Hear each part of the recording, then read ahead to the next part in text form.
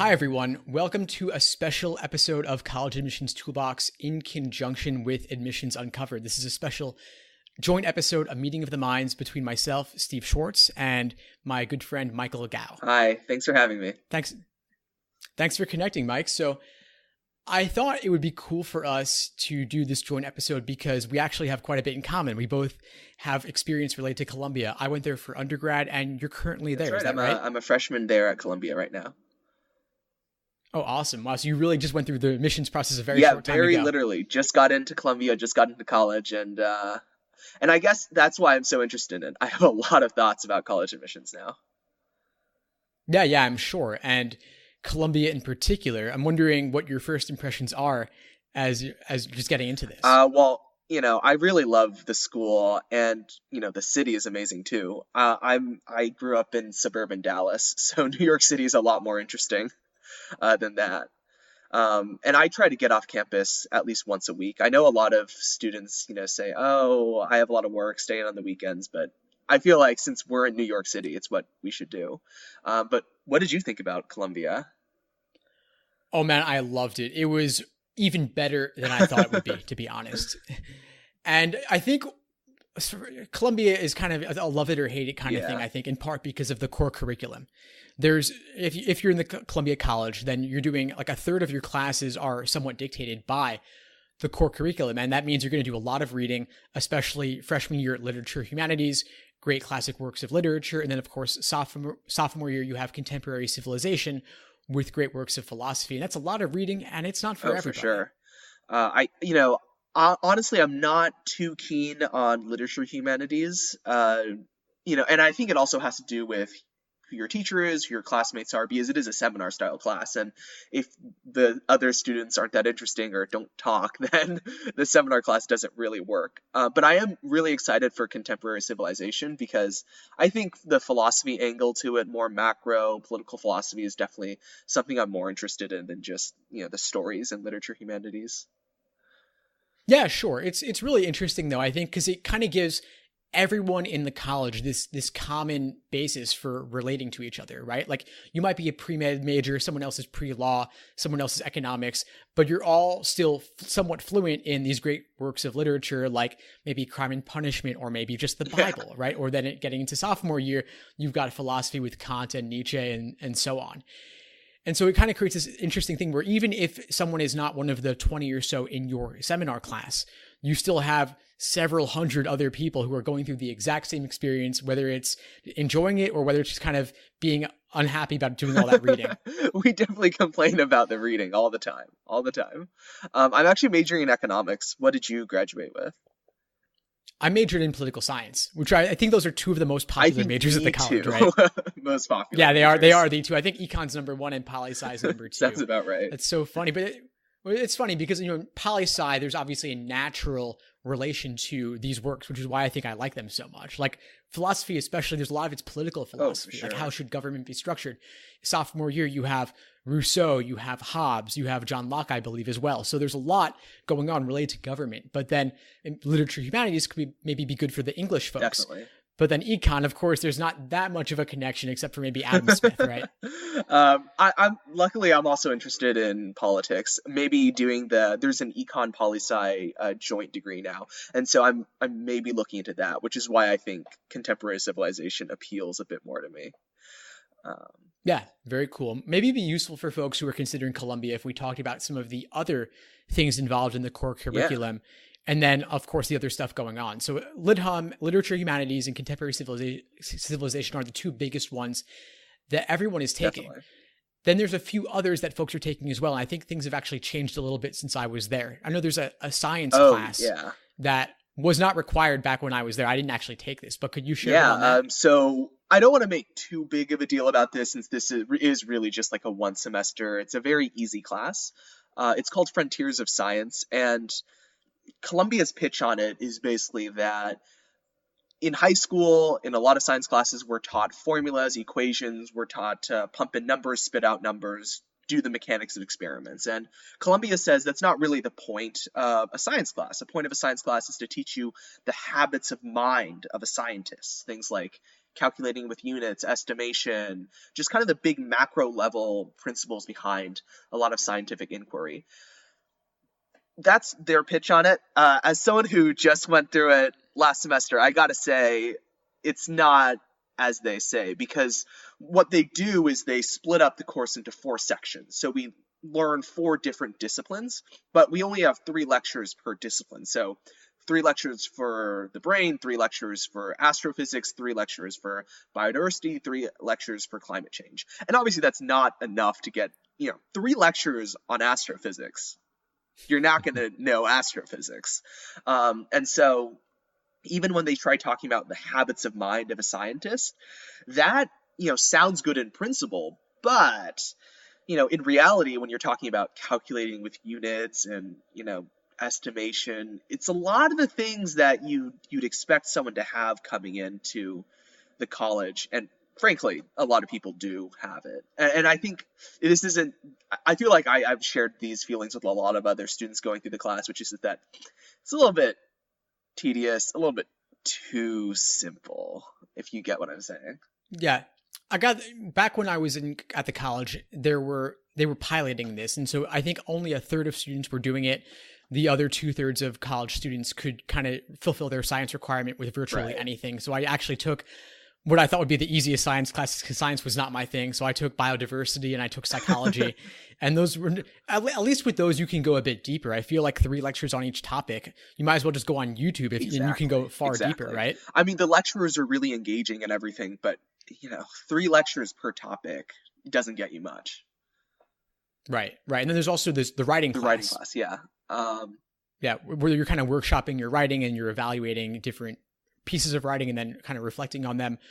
What's that like for you? It's interesting in the sense that it's a lot more writing than I'm used to from high school, I guess, because, you're spitting out a paper basically every 3 weeks. It's a very quick turnaround time for me.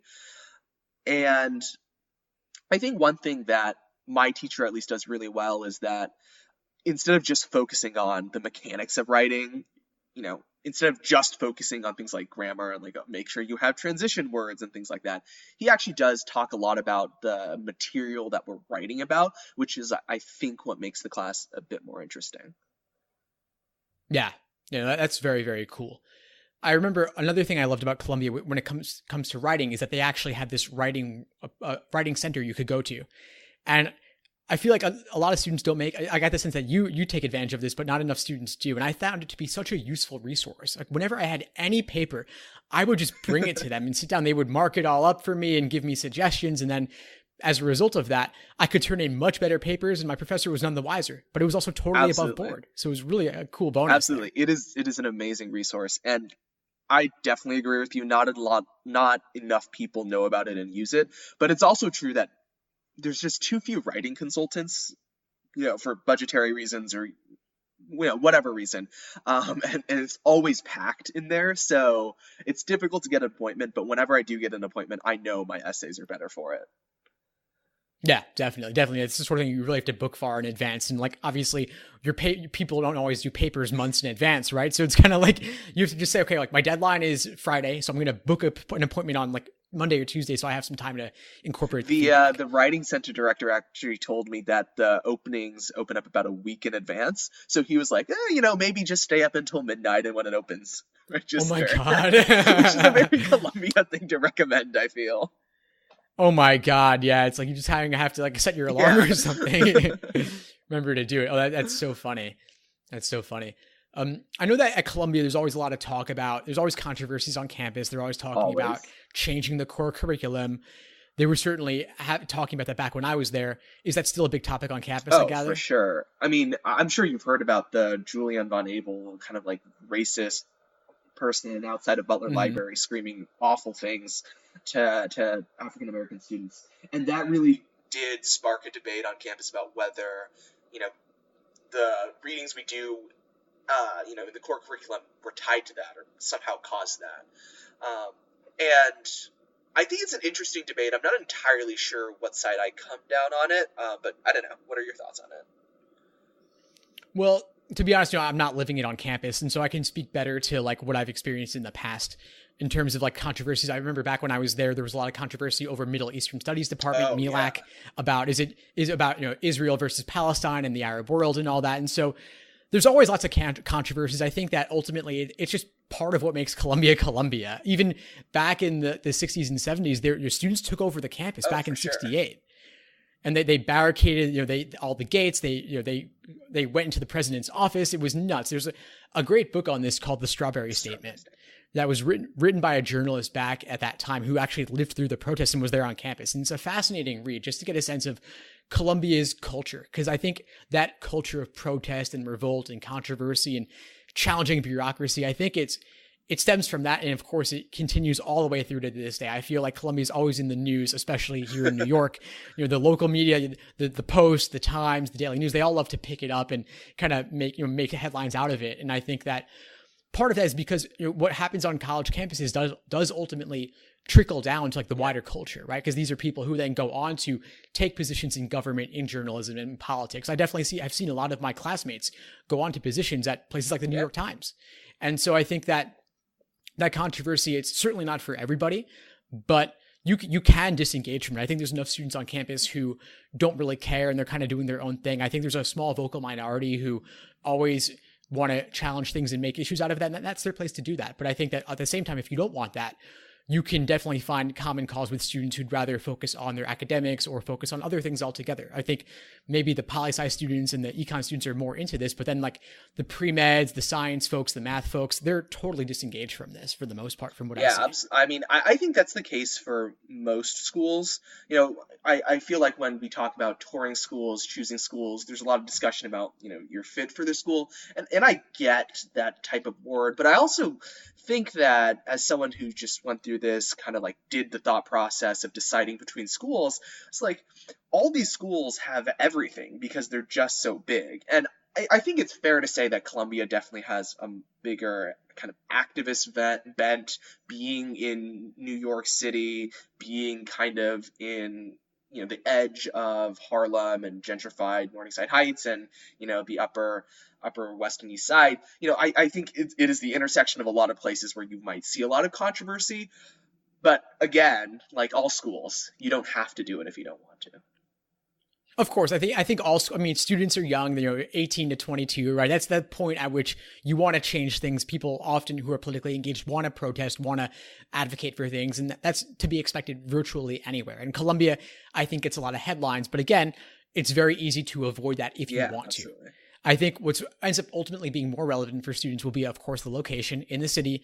Lots of options, although I think myself and a lot of other students tended not to leave campus very much. People tend to stay in the Morningside Heights bubble, but if you want to, of course, you can go out downtown and you can also go do internships in Midtown if you want to as well, or even go as far as Brooklyn if you want. I mean, internships are a little bit harder. I don't know if they had it when you were there, but now Fridays are off, which is amazing. Altogether, completely. Some people have classes, discussion seminars, whatever, but most students have it completely off. Yeah, I usually didn't have Friday classes. I might have like a Spanish at 9 a.m. on a Friday, which was not fun. But for the most part, Fridays were... Which is very nice, because then your weekend starts a little bit earlier on Thursday night. Mm-hmm. Yeah, you go out Thursday night, and then maybe if you have an internship Friday downtown, you can do that. Exactly. I don't think I'll be doing internships during the school year just because I know it's going to get busy, and I don't know if I'll be able to juggle it with the internship. But if anybody is in New York City or is going to Columbia listening to this, please, please, please do get off campus. Challenge yourself to do it. I know sometimes it's hard, sometimes you have a lot to do, but, you're in New York City, and I love going off campus. Yeah, I agree. I think that it's definitely something to take advantage of. It is a unique opportunity. Think of the students virtually anywhere else in the country who don't have these opportunities. And you go somewhere, you say, I'm a Columbia undergrad, that will open doors. That name on a resume does make a difference. And so those opportunities are available to you, even though you do have to take maybe a half-hour subway ride down to Midtown. It's worth it for sure, though. I think that, let's see what else. Where was I going to go with this? Another thing I was thinking about is that ultimately what I think does set Columbia apart that students should be aware of is the core curriculum, which is why I led with that. In contrast to a school like Brown, that's completely open. And they're both Ivies. They're both obviously open a lot of doors. But if requirements or reading are not your thing, then Columbia might not be the place for you. I will say that I do think Columbia's core gets a little bit overhyped. It's not the case that you don't get any choice of your classes, right?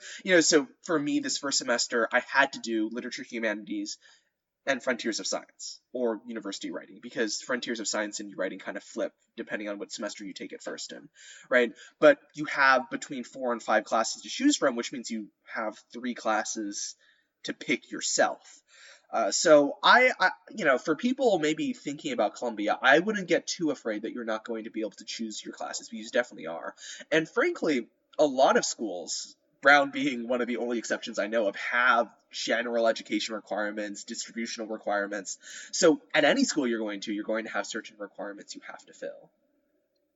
That is absolutely correct. I could not agree more. Yeah. So I focus on this because some people walk in on day one. I remember my brother's also a Columbia alum, actually. And so he was doing some alum interviews and found that there were people walking into the interview who had no idea what the core curriculum was. That's not good. And that's not a good look. That did not make a good impression, of course. And so I think that you walk in, you don't want to be surprised by that. You want to be aware of it. But yeah, I agree. Although overall, I think the credits related to the core curriculum comprise maybe a third of your classes overall, you do have freedom. Some classes are required no matter what, like we discussed, but then there are more distributional requirements. Like I said, for science, I was able to choose biodiversity and psychology because I thought those would play more to my strengths. And then, of course, there's major cultures requirements where you have a lot of freedom. You can choose if you want to do Latin America, you can do that. If you want to do Middle East, you can do Middle East. If you want to do East Asia, you could do East Asia. And so there's a lot of different options there. You can pick what you want. You can also look up professor reviews. So you do have quite a bit of freedom there. Then, of course, there's art and music as well. But again, I do think they are a fairly small percentage, and you end up having plenty of space for electives. And even with, so for example, there's also a language requirement. You get to choose the language. So, there is a structure that you have to follow, which I think is the case at most schools, but you get so much flexibility within that structure. It's very nice. Yeah, but then there's also the swimming requirement, right? Requirement. What a joke. Oh my God, it's crazy. The story, I think, why C's doesn't have to do it always cracks me up. Yep. Yeah, so, I think 1980s or something, a Columbia College kid got mad and asked why C's kids didn't have to do the swimming test. And the C's kids responded, because if we ever have to cross the Hudson, it's because we can build a boat to do it. Right. Yeah, exactly. Which I guess is probably true, hopefully. Yeah, I would hope so. By the end of 4 years at Columbia with engineering, you could at least build something that a life raft get you across, right? I guess that the one thing that brings to mind, the different schools Columbia College sees is, what do you think about the relationship between Columbia and Barnard? Because that's another one of those things that always gets heated up on campus. Oh yeah, I mean, there's always a little bit of friendly tension or rivalry between the schools.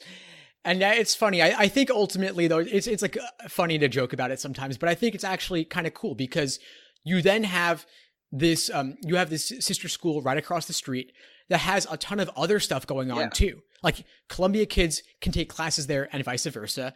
Their extracurriculars are also open to Columbia students as well. And so it's kind of like expanding your world, which I think is pretty cool. And Columbia has many other things going on too. There's also JTS, there's the Jewish Theological Seminary, there's the Teachers College, and of course, if you're in the college, there's also C's as well. And so it creates this whole network of options where it's beyond just Columbia College itself, if that's what you're going for. And then you even have the chance to take grad level classes at, for example, the School of International and Public Affairs, SIPA. Absolutely. And then I think other grad schools as well, you do have some options there. And so I think it's nice. I think it only benefits everyone to have that crossover and that cross-pollination and the opportunity to expand beyond just the reaches of the campus. Although I think the campus offers so much that you don't even need to go beyond if you don't want to. The new library on Barnard's campus is very nice, though, the Milstein Library. So I definitely go there quite a bit. The other thing that I hear a lot sometimes from Columbia college sees kids is that, oh, the acceptance rate at Barnard is so high, which means they got to sneak their way into an Ivy League education. And to me, it just feels so like irrelevant, you know? Good for them. They're going to go to a school. Yeah, They're going totally. to have the Ivy League name on their diploma. That's awesome. I mean, I don't think there's a trade-off. I don't think like more Barnard kids dilutes the influence of Columbia's name or anything like that. Yeah, so I think when people say that, I think they're they're either joking or they're taking things a little bit too seriously. Agreed. And that's why I didn't even go there. It's been so long, but I definitely remember making a lot of those immature jokes back in the day. And it's like, but ultimately, come on, like really, it's not taking anything away from you. Columbia is an Ivy League. Barnard is not hurting Columbia's ranking. Their admissions are calculated separately. And so I think it's not a big deal. I mean, just be happy that you have these other options available to you. And those students, I mean, they definitely have, I think Barnard definitely has a certain type of student they want to admit. And it does tend to be students who can bring something unique to the Columbia experience. If you have Barnard students in your class, they might have a different take on things. They might have different contributions to make. Sure. And I think it's ultimately helpful to everyone to have that viewpoint diversity. Absolutely. Yeah, no, I think it's really cool. And it's just a hop, skip, and a jump away. It's right across the street. You can walk literally there. You just walk across the street, go get to the Starbucks, walk a little bit north, and then you're at Barnard's campus. Yeah, exactly. And then I remember I did take some classes at SEPA. I did take classes related to Teachers College, and they definitely have their own unique flavor as well that I thought was really cool. Like when I was at SEPA, I felt like I was going to be meeting diplomats, like that, because they're coming there and speaking all the time. And that was super cool. And I think if you're going to a college where that's not affiliated with a university, you do miss out on that. There are benefits too, but I think it's good to consider if you want to go into government, you want to do things at the UN or in like this nation's capital. I think that having that exposure to SEPA events will definitely help. And another thing to keep in mind, Columbia has this for sure, but several other universities too, UChicago comes to mind, are things like 5-year joint programs where you start your master's degree your senior year, kind of do half-half, and then the 5th year you finish up your master's. So you can graduate with both a bachelor's degree and a master's in, international affairs or public policy, your MPA. There's even like that type of sub-matriculation type program with the law school. So a 6-year JD program, I think it is. So yeah, it's the 3 and 3. 3 and 3. So there's so many opportunities at one of these big schools. It is the case that, you're going to have big lectures because that's just how things have to work at a big school. But there are also so many opportunities that you wouldn't get at a liberal arts school that, doesn't have grad programs, for instance. Yeah, agreed. And I think the joint programs are super cool. If you want to have your grad school guaranteed, there are programs that can allow you to do that. And of course, if you love Columbia so much you don't want to leave, that's a great option. Definitely. I guess one thing I wonder is, as an alumni, a few years out from Columbia, how do you think the core has impacted you? Has it impacted the direction of your career? How you act on a day-to-day basis, or is it just something you do at school? That's always a great question. We always used to joke that this stuff is good for nothing but cocktail parties, right? And just to sound intelligent, like, oh, I've read Kant, I've read Rousseau, like Dostoevsky and all that. And I think that, right. And I think that it does really give you a level of cultural fluency. I mean, so many of these works have informed our culture, and they contain certain timeless messages and certain timeless stories that I think they may not be actively relevant in your everyday life and career. But I think I do think that honestly, the concepts that they raise and the fact that these works of literature and philosophy are referenced in our culture, and even in popular culture, I think is very useful just in making you a well-rounded person. And I think that a strictly practical education that only focused on like a trade school, that would be the flip side of that, right? Where you only study what's directly relevant. I think that would lead you to miss out on something, and it might be practical in the short term. But over the long term, I think that having exposure to these works fairly early in life, when you're just 18, 20 years old, I think does have an enormous degree of usefulness, because it will carry forward through the rest of your career. And listen, when you're looking to get a job, you're looking to network, being able to talk about things beyond the directly relevant day to day, I think is useful if you want to make a connection with someone, especially if it's a fellow Columbia alum. Like I said, beyond just the 20 folks in your seminar, you have this shared common ground with every alum as well. So let's say you're interviewing in front of a Columbia alum, you can both joke about the core curriculum, you can joke about the books and stuff, and you have that common shared interest already. Absolutely. And when there's something called Odyssey mentoring nights now at Columbia, where undergraduates can meet with alumni of the college and Cs, and that's a great way to start the conversation. Is, what did you think about the core? Did you take CC, Lit Hum, that type of thing? So absolutely, I think it's a great way to connect with alumni as well. And I guess to go a little bit big picture and to further defend the core and liberal art education, I think there is something to be said that education isn't just meant for training you to be a banker or to be some type of executive or something like that. It's also meant to train you to be a citizen in a democracy. And there's only so much that reading stock graphs will get you to be a well-rounded citizen. You have to do more. You have to think about the world in a bigger context other than in just your one little niche area. So, I think it's a difference of opinion on what education ought to be, but to me, it really is something bigger than just, let's make sure you have a job after campus. Agreed. And I also think that there's something to be said for challenging students. So not just getting to choose whatever you want, choosing your own adventure, because you might play only to your strengths and might not grow as much as a result. If you put yourself in these challenging situations, and also that could potentially open up new doors, that could change the entire course of your career. I mean, how many people enter on day one listing undecided as their major, or how many people change their majors 2, 3, 4 times, right? You don't always know what you're going to want to do freshman year when you're 17, 18 years old.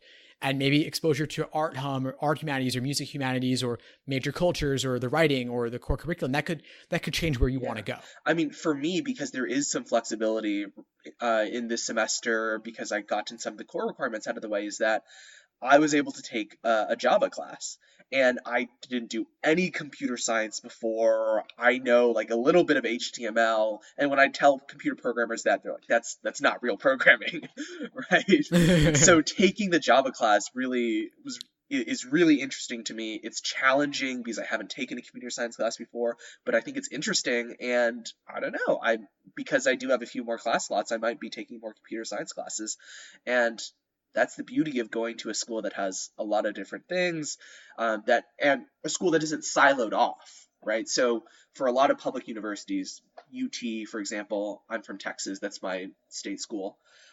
You apply into a school, you apply into the business school, you apply into the nursing school, you apply into the School of Natural Sciences, and you're kind of locked into that school, can't take classes out of it.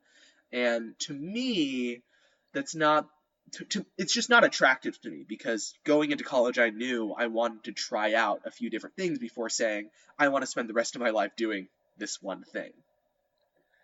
Yeah, exactly. As we said, Columbia has so much opportunity for crossover into other domains, other colleges, other niches. And I think it really is enormously valuable. And like we said, the core is somewhat of a requirement, but you also have so much freedom in your schedule to take these Java classes. I took classes in a wide variety of areas, and maybe going outside my comfort zone hurt my GPA a little bit, but I still did learn in the process. And I think that was really valuable. You do have the room in your schedule, and it is possible to, if you want to load yourself up on classes a bit, you can even open up more room for additional electives. Like you can take 5, 6, 7 classes a semester if you want to. You might need to talk to your dean to get the approval on that. But if you're willing to buckle down and focus, you can do that. I remember one semester I took 21 credits. It was actually my GPA actually went up surprisingly, because I was so focused. I knew I couldn't mess around. I couldn't goof off and spend too much time socializing, because I just got super into study mode, and that actually was really useful to me. And I also did the flip side where I took only 4 classes and I socialized a lot more that semester, but there's benefits to both, right? Yeah. And you have 8 semesters there, so you can have one down semester and one super hyper focused semester as well. Right. And then I wanted to circle back to something you said earlier about the large intro classes.